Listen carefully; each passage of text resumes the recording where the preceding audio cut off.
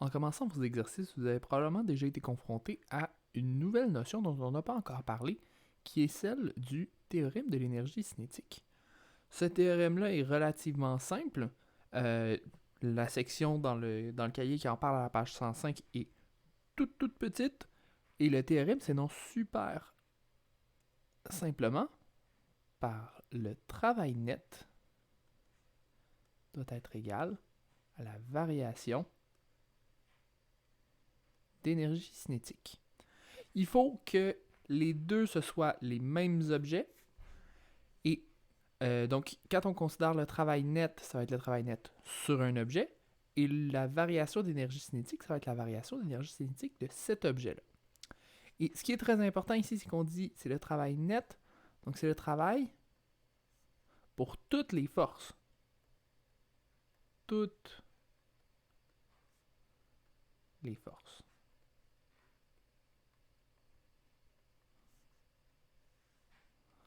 L'idée est simple. C'est si j'ai un objet quelconque, et que j'applique plein de forces dessus. Une force ici, une force ici, une force ici, une force ici.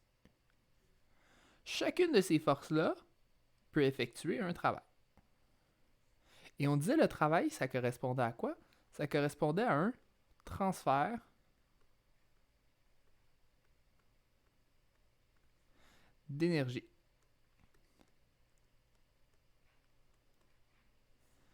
Donc, chacune de ces forces-là va soit transférer de l'énergie à mon objet, ou encore va retirer de l'énergie de mon objet. Si mon objet se déplace, et là je vais mettre ça d'une autre couleur, si mon objet se déplace dans cette direction-ci,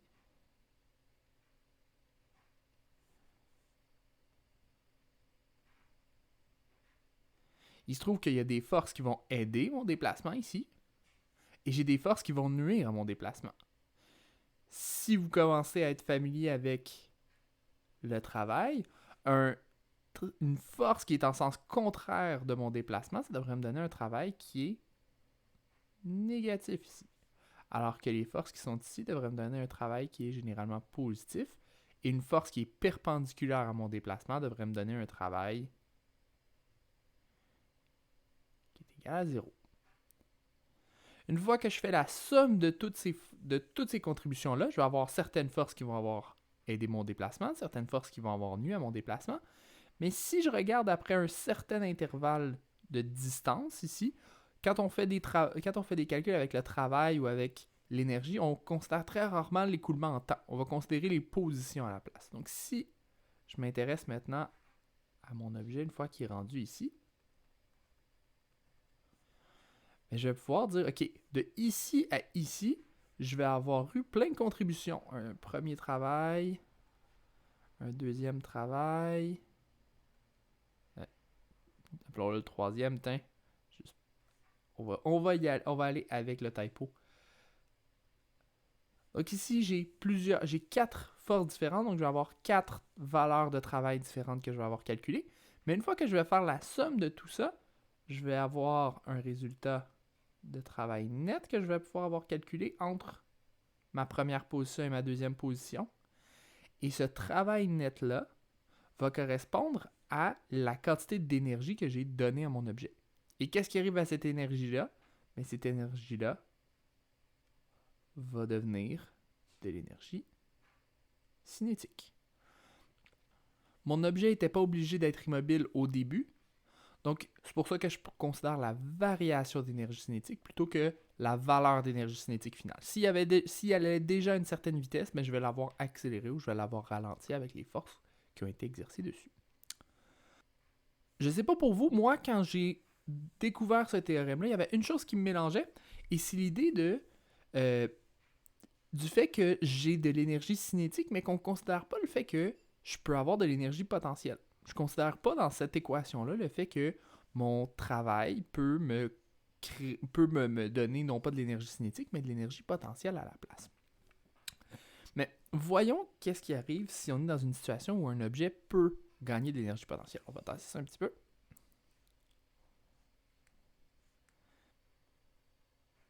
Toujours travail net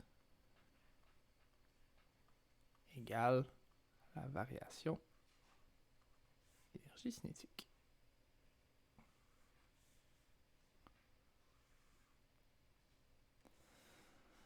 Si j'ai un objet qui peut gagner de l'énergie cinétique, imaginons, de l'énergie potentielle, pardon, imaginons un objet qui est ici,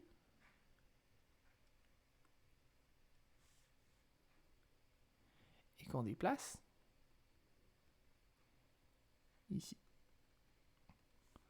On le fait monter d'une distance de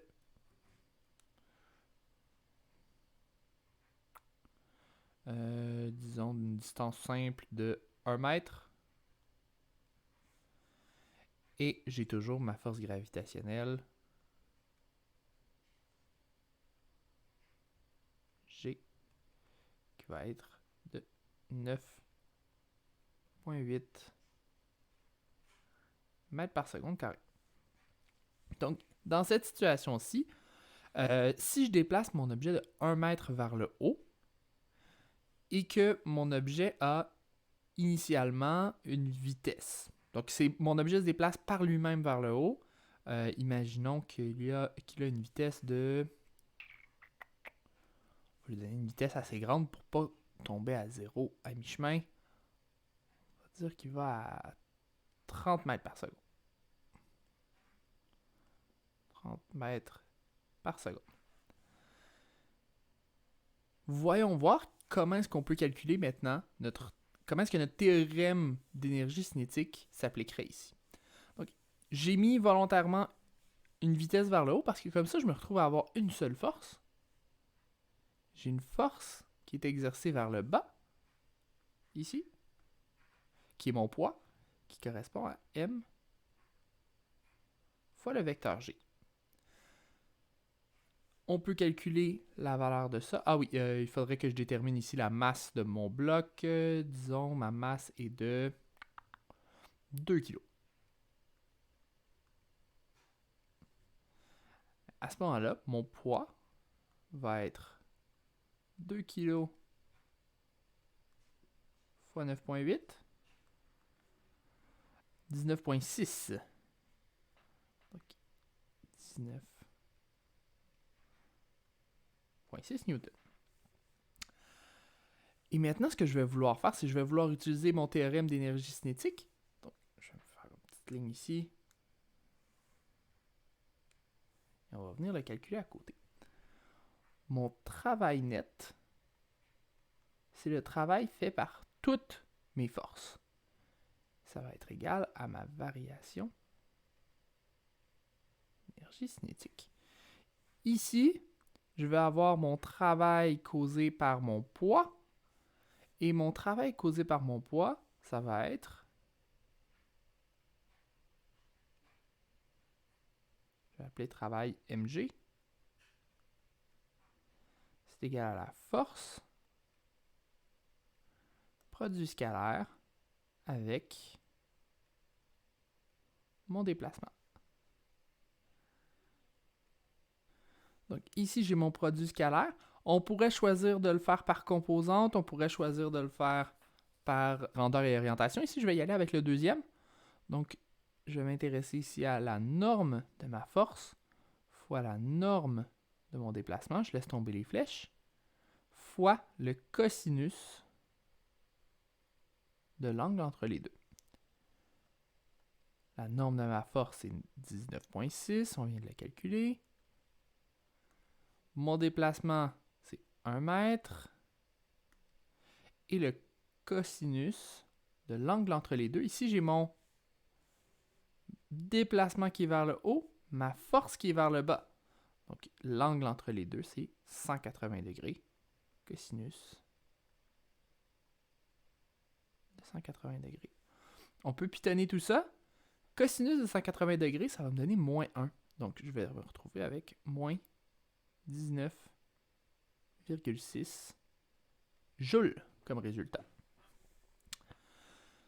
Ici, c'est la seule force qui est appliquée. Si j'avais d'autres forces, par exemple une main qui pousse l'objet vers le haut ou quelque chose qui retient l'objet, je viendrais les ajouter ici. Mais ici, c'est la seule que j'ai. Donc, je vais pouvoir revenir à ma partie de gauche et dire mon travail net, c'est la somme de toutes mes forces, c'est la somme de tous les travaux effectués. Donc, ça va me donner moins 19,6 joules, qui va être égal à ma variation d'énergie cinétique. Ma variation d'énergie cinétique, ça va être mon énergie cinétique finale moins mon énergie cinétique initiale. On va reporter ça ici, moins 19,6. Mon énergie cinétique finale, c'est 1/2 la masse de mon objet fois sa vitesse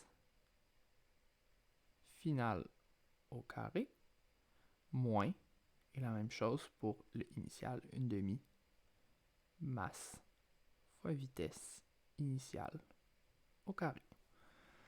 Dans le problème que j'ai ici, la seule valeur qui me resterait à calculer, ce serait ma vitesse finale. Donc ma question, ce serait probablement quelle est la vitesse finale de cet objet-là. Et je pourrais venir déterminer en isolant dans l'équation ici, quelle est la vitesse finale. Donc je mettrais, je renverrais ça de l'autre côté. J'aurais moins 19,6 plus 1/2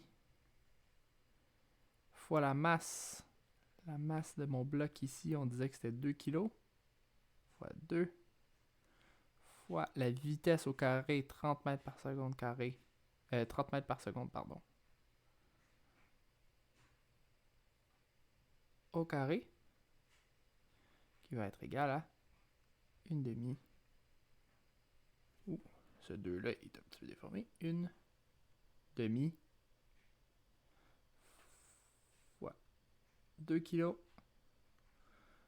fois la vitesse finale au carré. Ça fait beaucoup de termes. On va avoir plein de choses qu'on va pouvoir calculer ici. Donc ici, on a des termes qui vont s'éliminer. 2 avec 2, ça s'enlève. 2 avec 2, ça s'enlève. Il me reste mon 30 au carré. Et il va me rester vitesse au carré ici. Donc si je reviens, j'aime généralement avoir la chose que je cherche à isoler ici. J'essaie généralement de l'avoir du côté gauche, donc je vais me le noter ici. Vitesse finale au carré, qui est égal à moins 19,6 plus 30 au carré. J'ai un carré, je vais vouloir isoler, donc je vais dire ma vitesse finale. Pour sortir quelque chose d'un carré, il faut que je prenne la racine. Donc, racine carrée de moins 19,6 plus 30 au carré.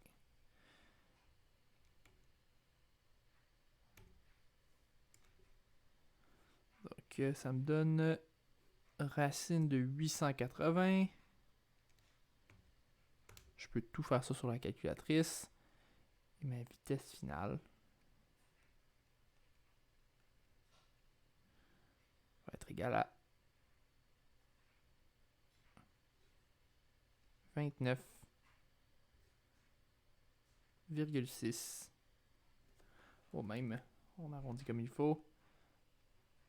29,7 mètres par seconde. Donc, je reviens avec ma question tout à l'heure, qui est pourquoi est-ce que quand je considère tous les travails, est-ce que je n'ai pas besoin de considérer aussi mon énergie potentielle? Pourquoi est-ce que c'est uniquement mon énergie cinétique qui est ici? Mais la réponse, c'est que mon énergie potentielle, je l'ai cachée à quelque part là-dedans. Pour gagner de l'énergie potentielle, il faut généralement que je fasse un travail contre une force. Ici, ça veut dire que j'ai fait un travail contre ma force gravitationnelle. J'avais ma gravité qui était ici depuis le début.